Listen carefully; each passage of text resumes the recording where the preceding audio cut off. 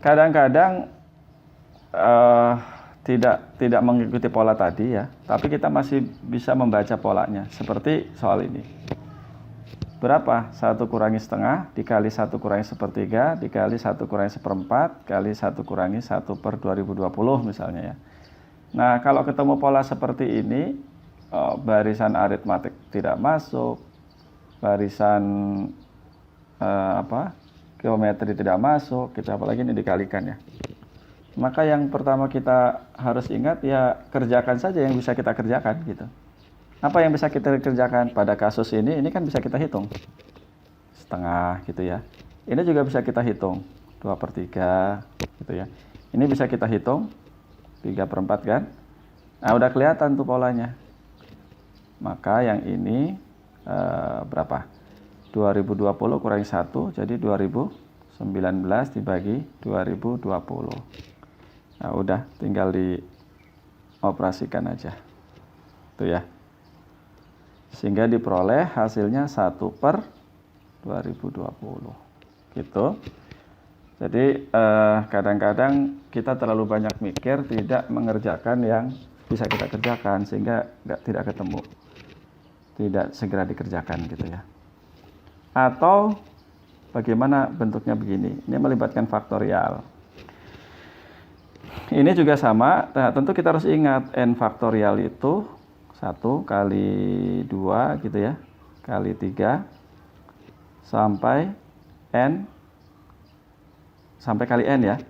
1 kali 2 kali 3 sampai n. 1 kali 2 kali 3 sampai n gitu ya. Atau boleh juga kita balik, n kurangi 1, n kurangi 2 dan seterusnya sampai ketemu 2, 1. Nah, bentuk yang ini bisa kita ini sendiri ya, 1, 2 sampai perkalian 1, 2, 3 dan seterusnya sampai n kurangi 1 itu adalah n kurangi 1 faktorial. Itu ya. Itulah kenapa 0 faktorial itu sama dengan 1. Nah, dari sini ambil aja n-nya sama dengan 1. Ingat, n-nya bilangan asli ya. Jadi kalau begitu 1 faktorial sama dengan 1. Nah, ini n kurangi 1 kan 0. Maka kita peroleh 1 faktorial dibagi 1 ya sama dengan 1 gitu. Oke, dengan notasi seperti itu. Nah, karena ini dalam bentuk faktorial ya, usahakan faktorialnya tetap ada. Ini kita perhatikan ya. Nah, ini kalau 2-nya ini dijadikan 3 kali 2 faktorial kan jadi 3 faktorial. Ini juga sama, kalau satunya ini dijadikan 2 kali 1 faktorial itu jadi 2 faktorial kan. Berarti kalau begitu yang harus kita lakukan adalah mengubah konstantanya atau angka di depan faktorialnya itu. Nah, ini saya tulis ulang. Jadi 1 dikali 1 faktorial, maksudnya biar muat gitu ya. Dan seterusnya ditambah ini berikutnya 3 kali 3 faktorial. Ini 2020 kali 2020 faktorial. Dengan cara yang tadi saya sebutkan, 2-nya itu satunya kita ubah jadi 2 kurangi 1 ya, kali 1 faktorial ditambah 2 itu 3 kurangi 1 kali 2 faktorial. Tentu berikutnya adalah ini kan 3 kali 3 faktorial, berarti 4 kurangi 1 dikali 4 faktorial. Nah, karena nggak muat, adalah gini aja. 2020 itu adalah 2021 kurangi 1 ya, kali 2020 faktorial. Oke lah, agak acak-acakan. Saya sama dengannya agak saya buat ke sini. Maka saya peroleh 2 kali 1 faktorial, yang ini dulu. Ya. 2 kali 1 faktorial, oke deh. Dikurangi 1 faktorial, ditambah 3 kali 2 faktorial, dikurangi 2 faktorial, ditambah berapa tuh? 2021 dikali 2020 faktorial.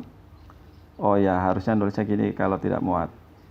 Ditambah, ini kan kurang ya. Kurangi 2020 faktorial. Oke, supaya tidak umpel-umpelan. Itu. Jadi titik-titik ditambah. Nah, ini kan ya. Sini harusnya tambah. Tadi 2021 kurangi 1 dikali 2020 faktorial. Maka diperoleh begitu. Nah, kita lihat. Ini ya. 3 faktorial kan. 3 faktorial. Oke, ini. 2 faktorial dong. 2 faktorial gitu ya. Ini ditambah 3 faktorial, jadi saya tulis ini duluan. Kemudian berikutnya pasti 4 faktorial dan seterusnya. Ditambah ujungnya adalah ini 2021 faktorial dikurangi ya. Jadi tambah gitu karena nggak muat ini. Kurangi 1 faktorial, 2 faktorial, 3 faktorial gitu ya. Dan seterusnya sampai 2020 faktorial. Nah, gitu. Nah, ini kan pengurangan nih. Berarti ini bisa habis, ini bisa habis, ini habis, tuh. Maka yang kita peroleh 2021 faktorial dikurangi 1. Berapa ini? Ya udah itu aja hasilnya. Pokoknya mah besar gitu ya. Itu berikutnya seperti ini misalnya barisan. Ini juga perkalian. Nah, kalau kita lihat ini bisa tentu setelah melalui coba-coba ya kita akan peroleh memanfaatkan bentuk ini.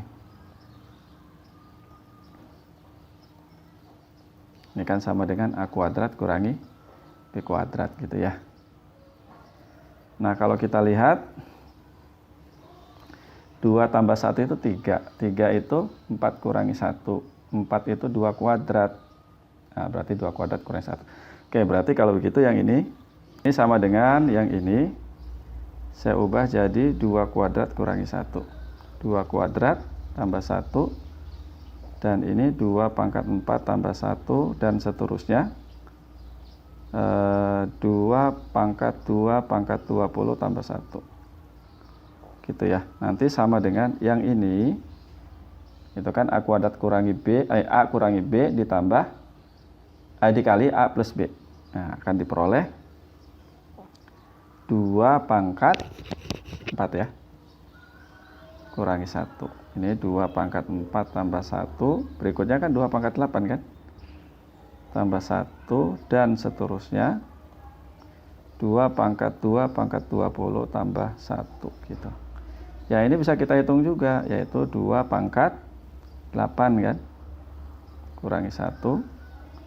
2 pangkat 8 tambah 1. Berikutnya kan 2 pangkat 16. Atau kita tulis 2 pangkat 2 pangkat 4 gitu. Ya, dan seterusnya sampai ujungnya 2 pangkat 2 pangkat 20 tambah 1. Nah, nggak muat ya. Ini sama dengan 2 pangkat 2. Ini kan 2 pangkat 16 ya. 2 pangkat 16 saya tulis begini aja. Kurangi 1 dikali 2 pangkat 2 pangkat 4 tambah 1. Titik-titik sampai 2 pangkat 2 pangkat 20 tambah 1.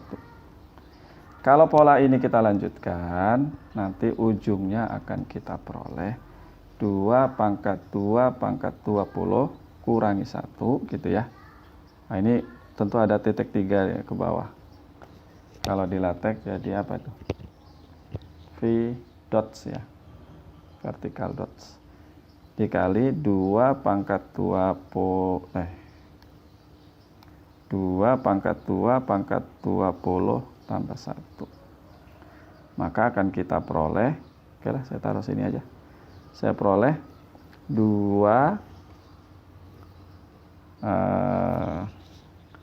pangkat 2 pangkat 21 ya, kurangi 1. Ini hasil akhirnya seperti itu.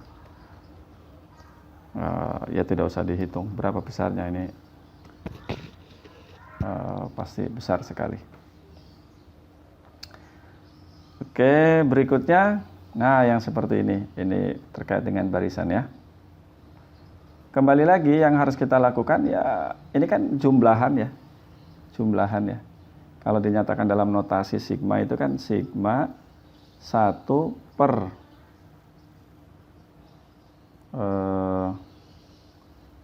apa ini? 1 tambah 2 tambah N gitu ya. Atau ini K. K-nya dari 1 sampai N gitu kan. Coba cek, kalau K-nya 1 berarti kan 1 per 1. Kalau K-nya 2 berarti 1 per 1 plus 2 gitu. Jadi ini sendiri adalah sigma. Oke. Yang harus kita lakukan adalah ya sabar. Maksudnya kerjakan satu persatu dengan sabar. Misalnya kita hitung aja jumlah satu suku pertama. Nah ini kan 1 ya. 1 ditambah 1 per 1 tambah 2 sama dengan, ini kan 1 tambah sepertiga ya, sama dengan 4 per 3. Betul ya? 1 ditambah 1 per 3 itu 4 per 3. Jumlah 3 suku pertama. 1 ditambah 1 per 1 plus 2 ditambah 1 per 1 plus 2 plus 3 sama dengan, ini sudah kita hitung. Ini sendiri adalah 1 per 6 kan. Jadi sama dengan, ini 6 ya. 8 tambah 1, 9. Atau ini bisa kita tulis sebagai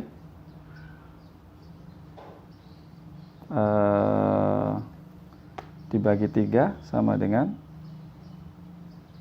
atau ya biarin saja lah 9 per 6 karena ini kan per 1 nih, 1, 3, 6 1, 4, 9 bilangan kuadrat ya, bilangan kuadrat. Bisa kita coba jumlah 4 suku pertama, 1 tambah 1 per 1 plus 2 ditambah 1 per 1 plus 2 plus 3 ditambah 1 per 1 plus 2 plus 3 plus 4 sama dengan 9 per 6 gitu ya, ditambah 1 per 10. Jadi berapa nih? Apa KPK ya? KPK dari 6 dan 10 itu adalah 30. 30 ya. 30 dibagi 6 itu 5, ini 45. Ditambah berapa? 3 ya. Jadi sama dengan 48 bagi 30. Berapa ya? Bagi 3.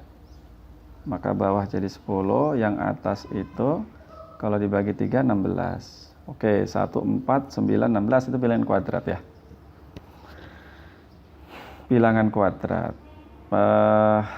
Kalau kita lihat penyebutnya, ini 1 tambah 2 itu 3, 1, 2, 3 itu 6, ini 1, 2, 3, 4 itu 10 ya. Nah berarti kalau begitu, nah, dari situ kita bisa menduga bahwa ini sama dengan, ini kan bilangan kuadrat kan ya, coba saya runut lagi. Ini adalah 2 kuadrat, ini adalah 3 kuadrat, bawahnya 1 tambah, 1 tambah tadi, 1 tambah 2 ya. Ini 1 tambah 2 tambah 3, ini 1 tambah 2 tambah 3 tambah 4. Sehingga dugaan kita adalah ini tuh N kuadrat dibagi 1 plus 2 plus N gitu. Nah, ini kan cuma barisan aritmetika biasa dengan beda satu ya. Nah, dengan pakai teknik Gauss tadi kita peroleh n kuadrat. Nah, ini kan n per 2, 1 plus n ya. Gitu kan? Suku pertama tambah suku terakhir. Ada sebanyak n suku, ya n bagi 2. Jadi kita peroleh 2n dibagi 1 plus n. Nah, itu tebakan kita. Tapi tentu saja harus dibuktikan ya. Dibuktikan dengan induksi matematika. Nah, silakan tonton atau simak video tentang induksi matematika untuk membuktikan bahwa rumus ini benar. Itu. Oke, sementara itu dulu. Atau berikutnya kita bahas yang ini. Bagaimana kalau soalnya seperti ini? Ya, oke, di video berikutnya aja supaya tidak terlalu panjang.